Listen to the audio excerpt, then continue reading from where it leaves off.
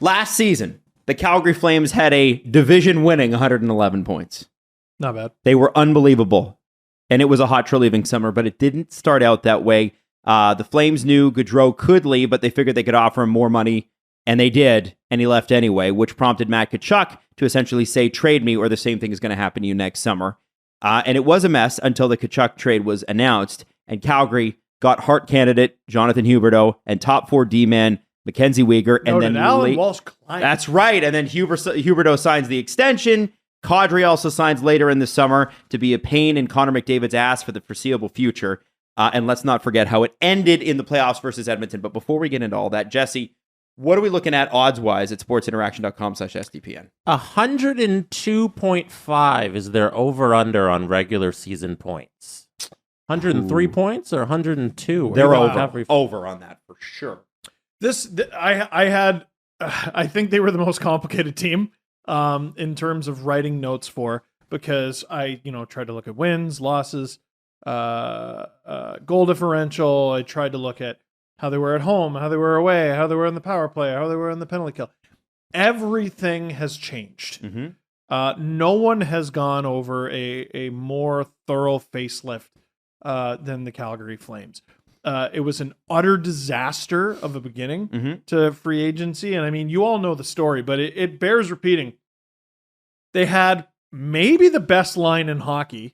At 5-on-5, definitely. A 40-40-40 line in terms of goals. When does that happen? And they lost 2 100-point players in one fell swoop. That's disaster. That's tear it all down and rebuild it disaster. And how did they figure it out? They get the highest scoring single season left winger in NHL history in Jonathan Huberdeau. And most assists too. Most assists. Oh, maybe that's what winger. I meant. Yeah. Most assists by a left winger in a single season. We get one of the more underratedly versatile defensemen in the entire league in that trade as well, with Mackenzie Weegar, the right-handed Mackenzie Weegar, who can kind of kick your ass a little bit, and he can play both sides. He's really, really impressive player. And then they top it all off, and they did what we all thought was impossible by signing the top center available in Nazem Kadri, who rejected a trade to Calgary years prior, but supposedly that had nothing to do with Calgary. It had nothing to do with the Flames. He just wanted to be a Leaf. He just wanted to be a Leaf at the time, and then he said, fine, I'll go win a cup. And he wins a cup with the Calgary Flames. Colorado Avalanche. Whoa, foreshadowing, perhaps? Yeah, wins a cup with the Colorado Avalanche, and now he's with the Calgary Flames. What a ridiculous offseason. And they don't really have, they're sort of deceptively young, I thought. And guys like Oliver Shillington are going to be a year better. Andrew Mangiapane is going to be a year better. Markstrom was in the Vezina conversation all year last year. Well, and it's interesting you bring that up, because you look at the Calgary Flames, you kind of ask yourself, where's the weakness, right? A top 3, if not the best core forward defenseman in the league, high-powered offense with all kinds of nasty up there as well, and a really good goaltender. Jesse, when you look at the Calgary Flames, what do you see, and do you see any weaknesses at all? One thing I wrote down when I was looking at the Calgary Flames was, how are you supposed to evaluate a team that you've never seen play? Like, the way you laid it out, they've changed their biggest parts. We don't know what these parts look like together. And the most fascinating thing for me is Nazem Kadri a number 1 center on a championship winning team? Because he's never been that. Nazem Kadri now is catapulted into this position where he's the guy. And we're finally seeing Nazem Kadri become the guy in his later years after the run with Toronto, going to Colorado, being sheltered there. If we're being honest, they have such great talent there that he was number 2, and now he's gonna quarterback this team. We're gonna see what's gonna happen. But we've never seen Kadri and Huberdeau play together. There's nothing to go off of when evaluating this team when the major pieces are completely new. But they're gonna. They still have Lindholm. They still have Lindholm, who's the other 40. Yeah. There. Who I don't know what you call 1A, 1B there, but they're both.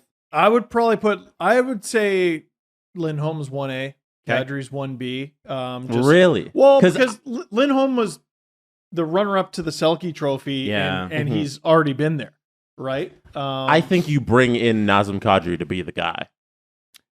I think it's Daryl Sutter, right? It'll be whoever's playing better. Yeah. Frankly. Yeah. So, and this, I think based on a lot of factors, and this is foreshadowing the end of the segment, but based on most factors, they should be the best team in the division.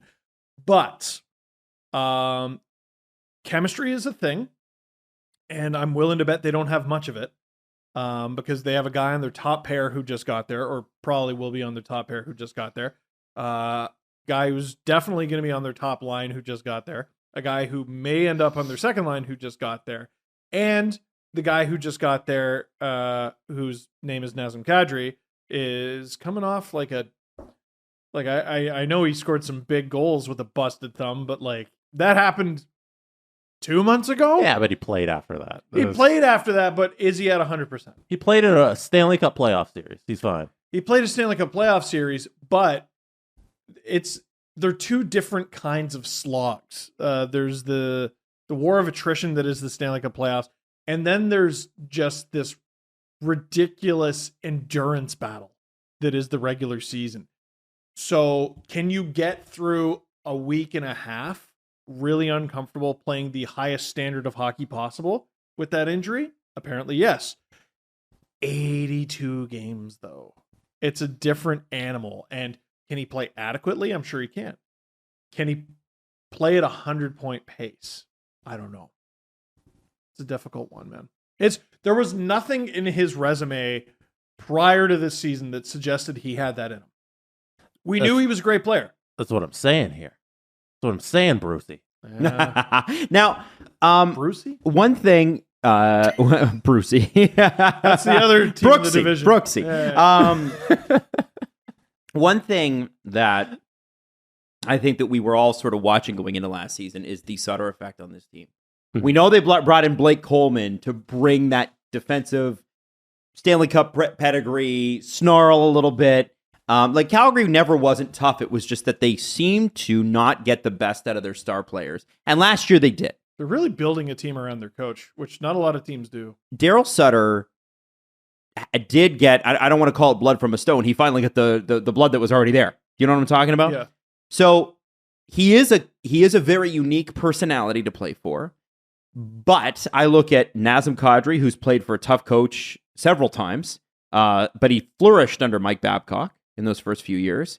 That's really when his career turned around, honestly. Yeah. And then I look at Jonathan Huberdeau, who is an all-star talent year in, year out, and has been for a long, long time. How do you feel like this team all gels under Sutter? And will it surprise you if they kind of skid out of the gate? It wouldn't surprise me in the least if they skid a bit, just because that's so significant of a change that they've undergone. But one of the biggest criticisms of Jonathan Huberdeau's game is his, how he plays without the puck and how he plays defensively. But what I've noticed is most players who have made their way into the Flames organization over the last couple of years that have had that moniker attached to them lose it rather quickly. They play the Daryl Sutter way or they don't play at all. Now, I'm not saying they're going to bench Jonathan Huberdeau. At $10.5 million. Yeah, I hope not. They're definitely not going to do that. Those Kings teams that won cups with Daryl Sutter, they knew how to score. The Flames last year knew how to score. They had 3 40-goal guys. But first things first is taking care of your own end. Okay. So I trust every player, even the ones who at times have been defensive liabilities in the past. Every player is going to play hockey the Daryl Sutter way. And they have they have the depth to do it as well. Okay, guys, with the last 45 seconds of this preview, where do you have Calgary listed in the division? I'm going to start with Jesse. I have them second. I don't blame you for putting them second. I consider putting them second. I have them first. I also have them second. I mean, it's going to be a tough battle at the top. You could go with either. Definitely hit the over on the points for sure, I would say. But Calgary Flames, that is your season preview from the SDPN, and I'm sure we'll weep about it later.